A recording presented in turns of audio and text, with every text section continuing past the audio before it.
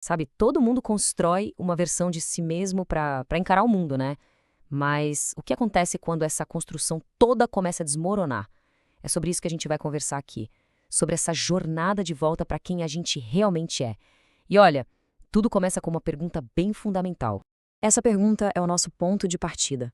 Ela meio que força a gente a olhar para uma verdade que, vamos combinar, é bem desconfortável. A identidade que a gente carrega hoje não foi bem uma escolha consciente, né? Foi mais uma construção, uma resposta ao que o mundo esperava da gente. E o primeiro passo para encontrar quem a gente é de verdade é desmontar essa estrutura, peça por peça. E sabe, essa construção tem até um nome, é o que chamam de eu adaptado. Mas ó, é muito importante entender que essa versão da gente não é algo falso. Pelo contrário, por muito tempo foi algo super necessário. Pensa nisso como uma armadura que protegeu a gente, que garantiu que a gente fosse aceito, que nos permitiu sobreviver. É aquele eu que aprendeu lá no fundo que se ajustar era o único jeito de pertencer.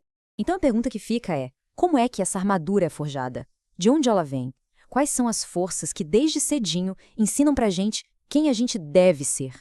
Olha só, desde o comecinho a gente é moldado por 4 grandes arquitetos. Primeiro, a família. É ali que a gente recebe o primeiro manual de como existir, né?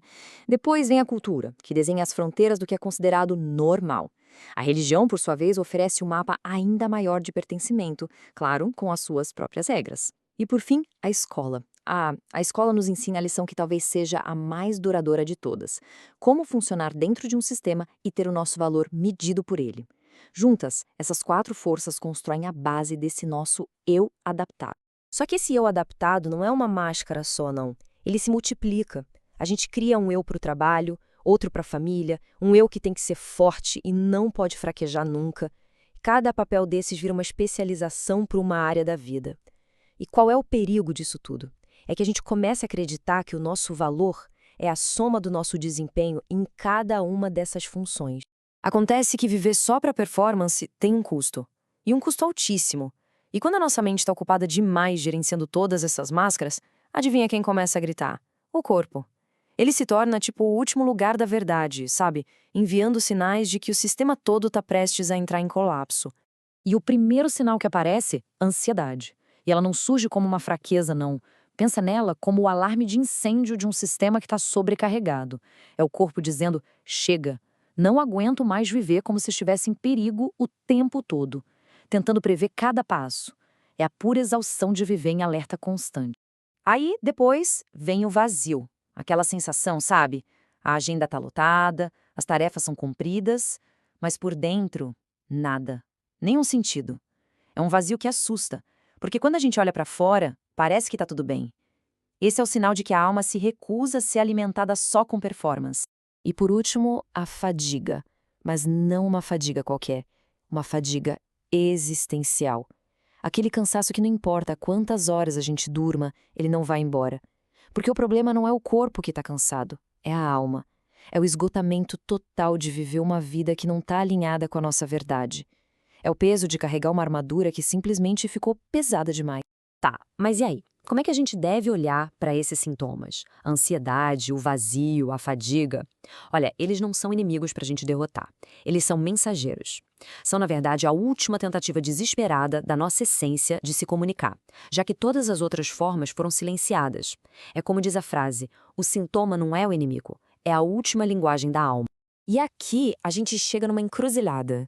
De um lado, a gente pode tratar essa dor toda como uma falha, tentando medicar, silenciar os sinais a qualquer custo.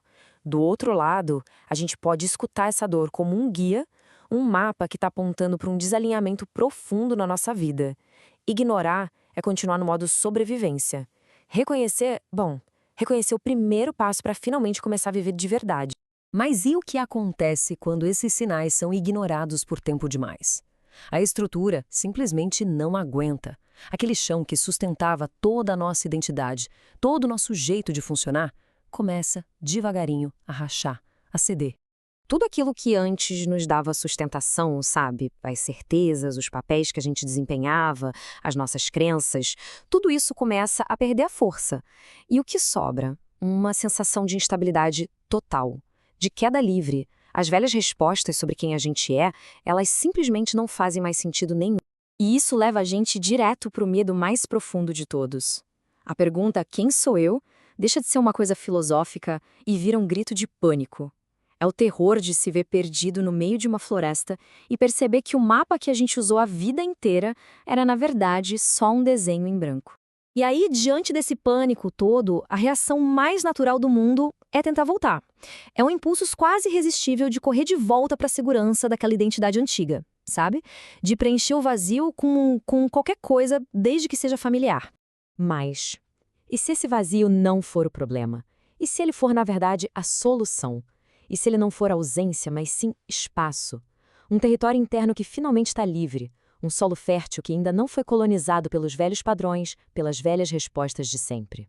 O problema é que o medo desse espaço livre leva a gente para umas fugas desesperadas. Às vezes, a gente usa a espiritualidade como um atalho para ter respostas prontas e não precisar sentir de verdade. Ou mergulha em relacionamentos como se fossem uma anestesia, só para não ter que encarar a própria companhia. Ou então a gente se afoga na correria, na agitação, tudo para resistir àquele desconforto de simplesmente não saber. Agora, se a gente consegue resistir à tentação de voltar, se a gente suporta o desconforto de ficar nesse espaço vazio, algo incrível acontece. A jornada para de ser sobre construir uma nova identidade e vira quase uma escavação arqueológica. O objetivo muda, não é mais construir, mas sim descobrir o que sempre esteve lá, soterrado debaixo de todas as camadas. E a grande descoberta é essa: quando a gente para de se apresentar, quando a gente larga a necessidade de provar nosso valor, a gente não desaparece, a existência continua. A gente descobre que é possível simplesmente ser, sem precisar da justificativa para ninguém. Essa é a tal da essência silenciosa, que sempre esteve ali escondida debaixo do barulho da performance. E é a partir dessa base que duas capacidades super importantes começam a aparecer. A primeira é a capacidade de observar os próprios pensamentos e emoções como se fossem nuvens passando no céu, sem se tornar a tempestade. E a segunda é a coragem de sentir uma experiência por completo, sabe? Antes de sair tentando encaixá-la numa caixinha, explicar ou julgar. Bem, e é aqui que a gente chega na armadilha final, e talvez a mais sutil de todas. Depois de ter todo esse trabalho para desconstruir os ideais, a gente corre o risco de transformar a nossa própria essência num novo pedestal, numa nova meta de perfeição para ser atingida. Essa distinção é crucial, gente. O eu ideal é tipo o melhor de mim. É uma estátua de mármore, sabe, esculpida com base em expectativas, sempre mirando a perfeição. Já o eu essencial, por outro lado, é o mais verdadeiro de mim. Pensa nele mais como uma planta, que simplesmente revela o que está presente a cada momento, acolhendo a imperfeição, a dúvida e até as folhas que secam. Porque, no fim das contas, a jornada não é sobre se tornar uma versão melhor ou mais perfeita. É sobre se tornar mais fiel. Fiel à própria experiência, a cada momento. A meta não é o aprimoramento, mas sim a honestidade. Mesmo quando aquilo que é honesto não é bonito. Ou não é nada confortável. Isso tudo nos deixa com uma pergunta final para a gente refletir. Uma pergunta que vira de cabeça para baixo toda aquela lógica de desempenho e adaptação que a gente viu lá no começo. E se, no final de tudo, a verdadeira liberdade não estiver na busca pela perfeição, mas sim na coragem de ser simplesmente verdadeiro?